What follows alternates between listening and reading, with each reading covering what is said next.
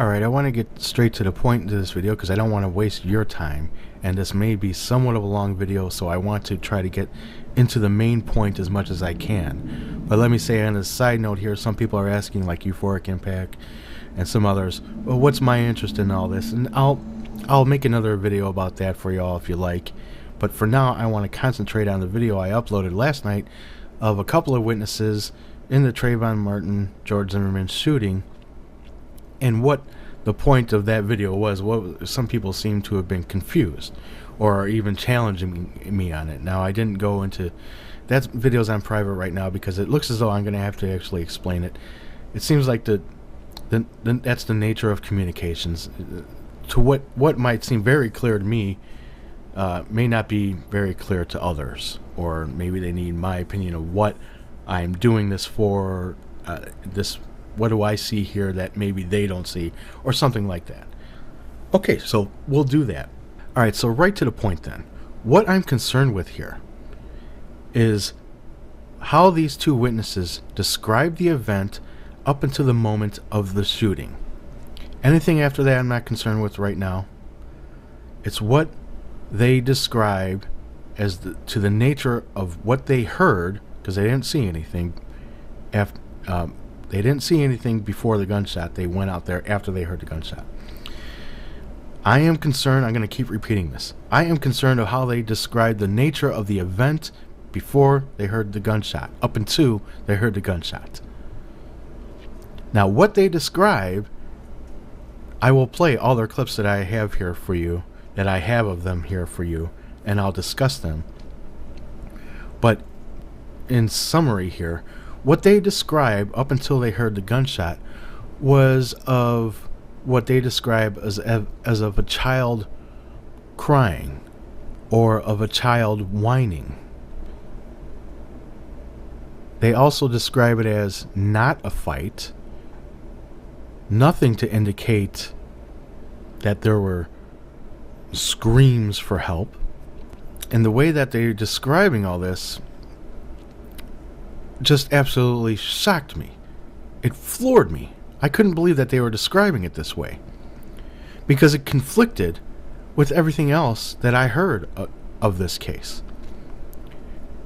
It conflicted with every other 911 call, including the one we hear of the event itself, 45 seconds up until the gunshot. It conflicts with that. It's not conflicting in the sense, pay in mind what I'm saying here. It's not conflicting in the sense that it could be argued whether it's Zimmerman or Martin. That's not what I'm talking about here. It's not conflicting in the sense of whether you can actually make out distinct words, which you can. That's not so much of the conflict I'm talking about here. Again, it is the nature of how they describe the moments up until they hear the gunshot, which is completely different than how everybody else describes it. Anybody can listen to that 911 call, and everybody who has described it describes it as if sounds like someone is screaming blood-curdling screams for their life, not cries or whimpers or whines from a child. These ladies even go so far as to say that it wasn't even so concerning to them. It got their attention, but it wasn't even so concerning to them until they hear the gunshot. That is completely out of the nature of every other 911 call. That is completely out of nature of how everyone else describes what they hear. So let's go over what they said.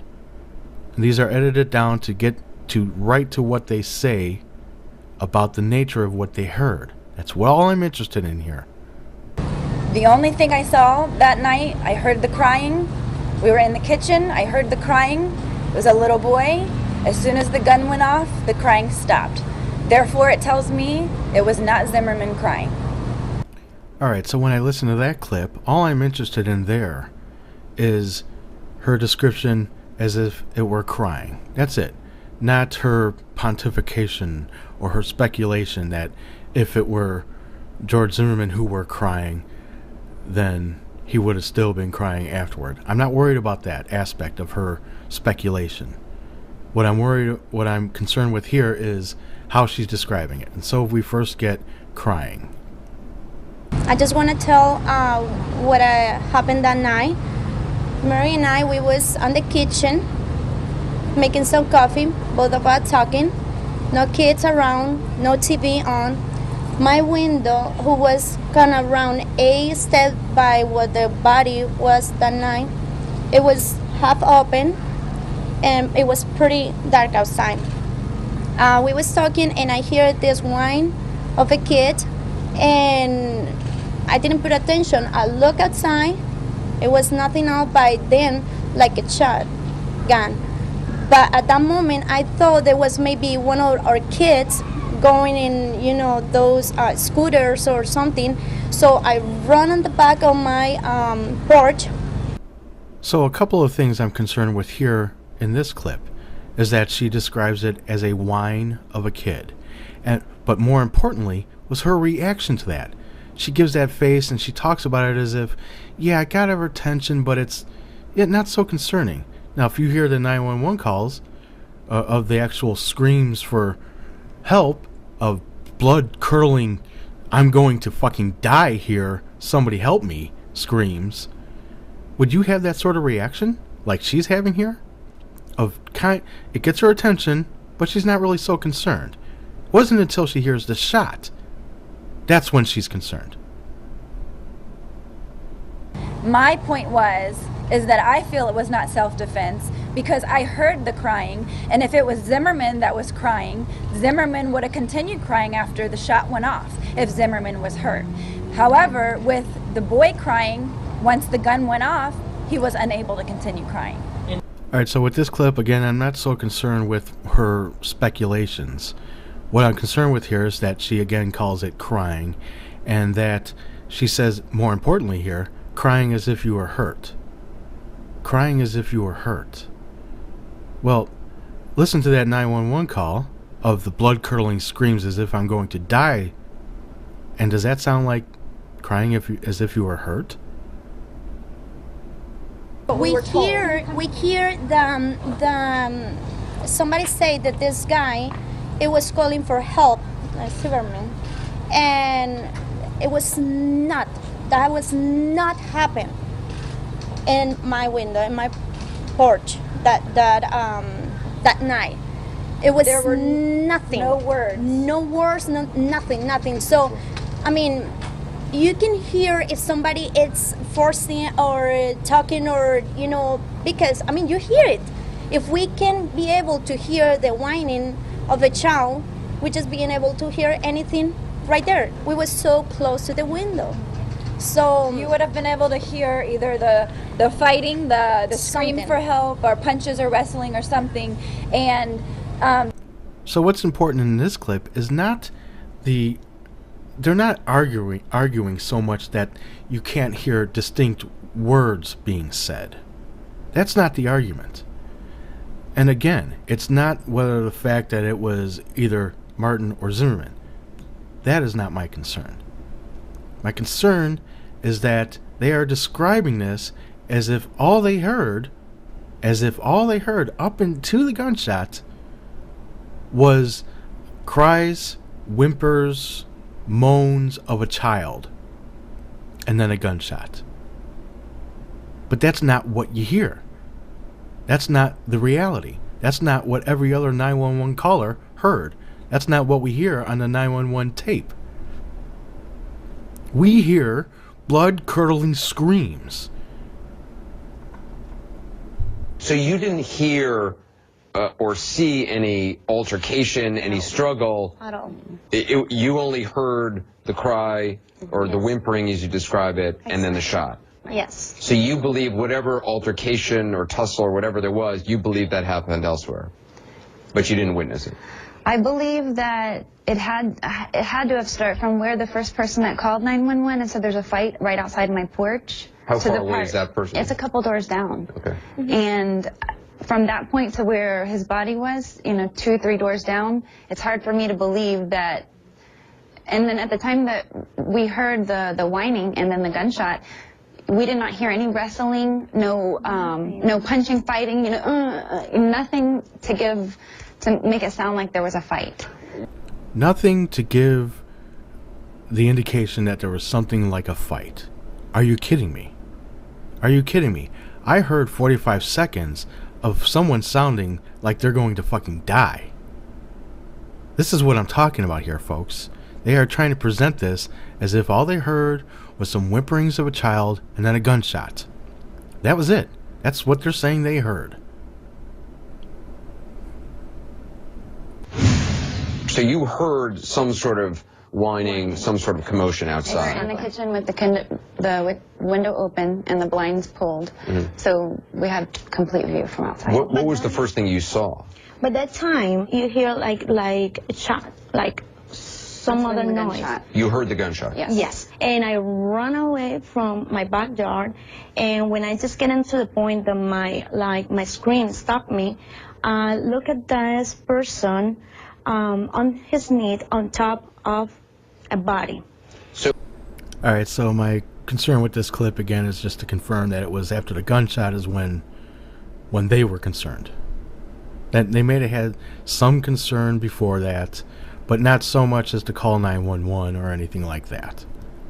Or even look out the window really and see what the fight is all about, what those blood-curdling screams are all about. No, we're not going to worry about that. We're going to worry about the gunshot then. The cry stopped as soon as the gun went off, so I know it was the little boy. Mary Cutcher said that cry for help got her attention the day 17-year-old Trayvon Martin was shot and killed. Again, I'm not concerned here with her speculations as to whether or not she thinks it was Martin or Zimmerman. That's not the point of this video. I'm going to keep reiterating this. The point here is how she describes the nature of it as cries from a little boy. Cries from a little boy. And then we get a nice little addition from the media where she says it was cries of help. But no media. That's not what she said. She said cries from a little boy. She has even gone out of her way to say that there were no words. So no, it was not cries for help. It was cries from a little boy. And whimpers and some moans, things of that nature. Not cries for help. But we know it was actually screams for help. Screams as if somebody was going to die. Alright, so let's go ahead then and listen to the 911 call of the altercation itself. What we have here is about 45 seconds of screams before we get to the gunshot itself. You can argue or not whether or not you think it's Zimmerman or Martin. That's not the point I want to make here. I want to concentrate on contrasting what we actually hear in reality to what those witnesses are describing as whimpers of a child before they hear a gunshot. Whimpers of a child or cries of a child to where it gets their attention, but they're not so concerned enough to call 911. Up until they hear the gunshot, that's when they get concerned and call 911 and go look to see what they're hearing of these whimpers of a child. That's what we're mostly interested in here. Again, I'll keep reiterating this. Now I hear throughout that call at least 12 screams of some sort. And most importantly, I hear at the end where the gunshot happens, the second before, at least you can go back 3 seconds before that gunshot goes off, and you can hear 3 screams. One sounds very much like a scream for help, and that's the last one right before the gunshot. But you can go ahead and argue about that all you want. But most importantly, what we want to look at here is contrasting this to what we looked at the whole beginning of this video. 911, do you need police, fire, medical? Maybe both. I'm not sure. There's just someone screaming outside. Okay, what's the address that they're near?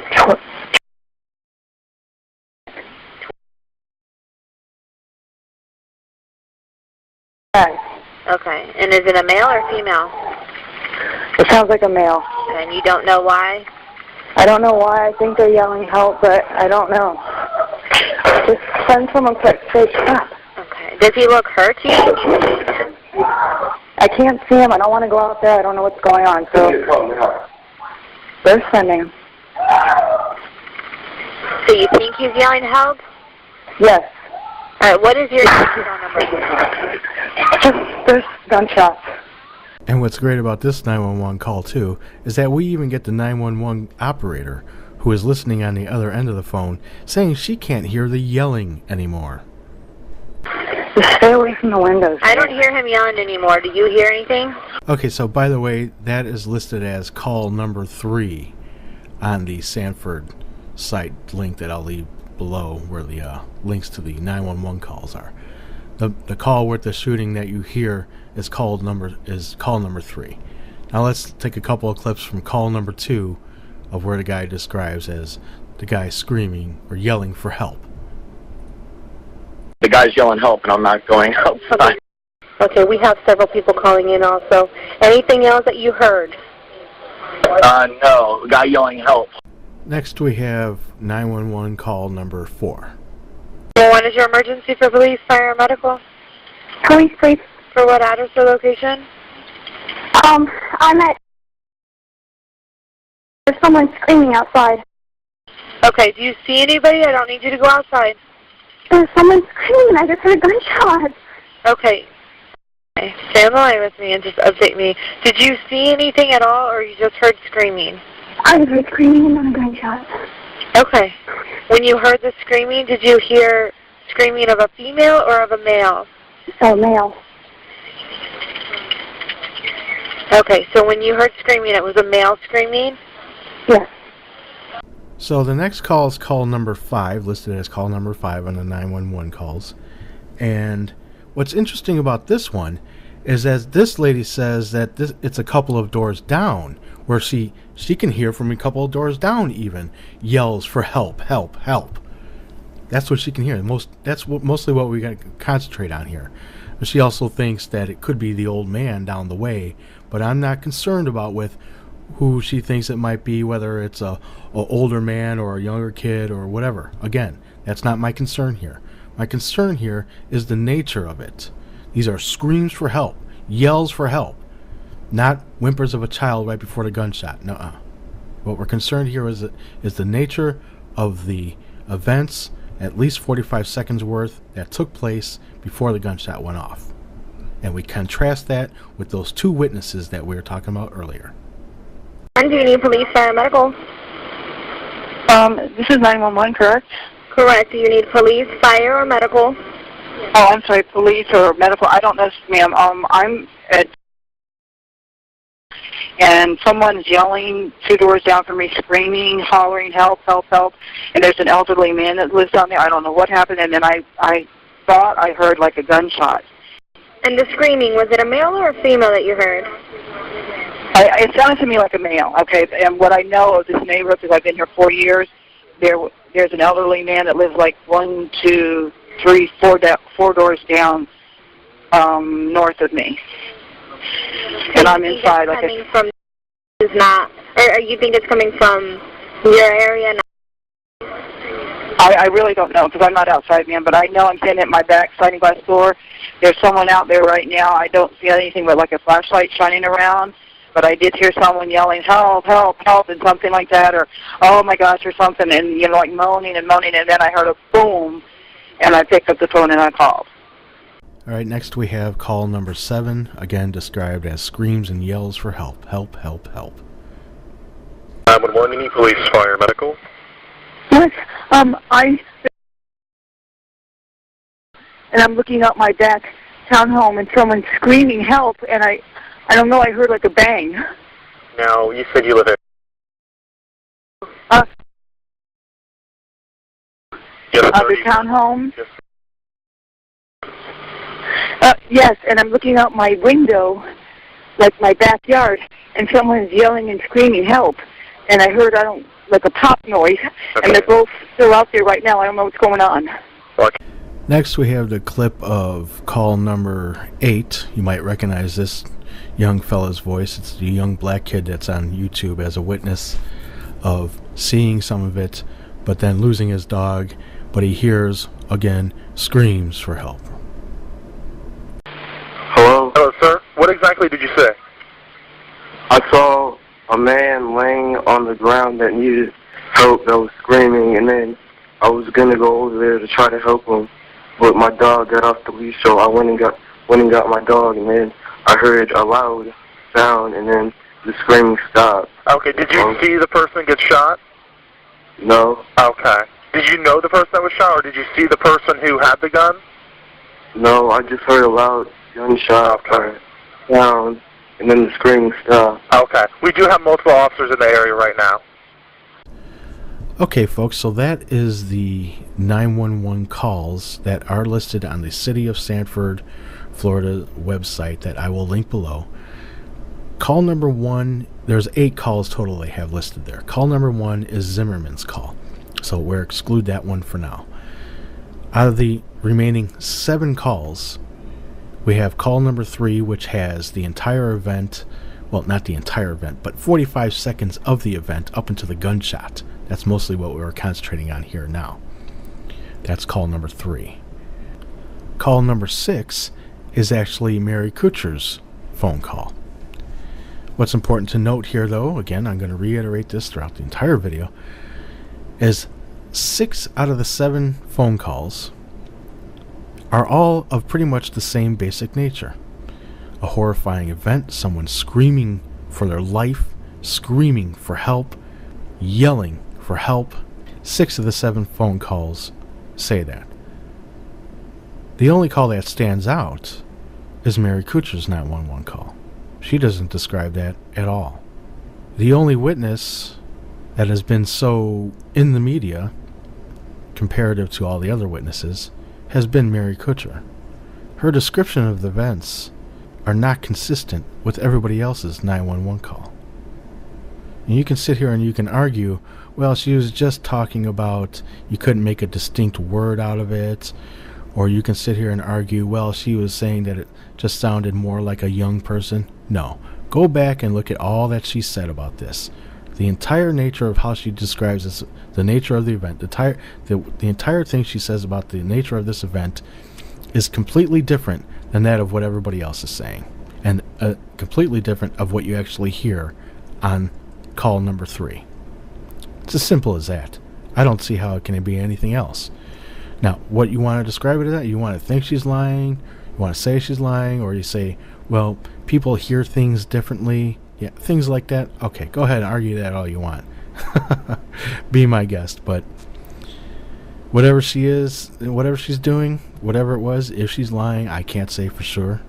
But what I can say for sure is that how she describes the nature of the events before the gunshot is totally different than from what everybody else says.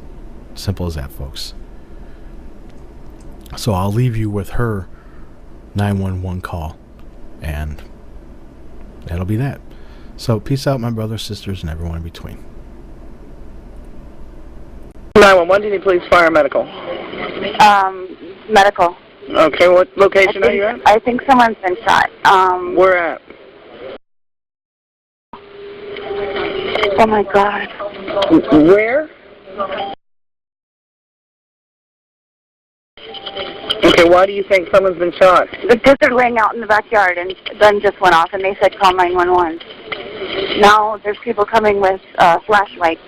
Get inside, get inside, get inside. Who are they with flashlights? Okay, hold on 1 second.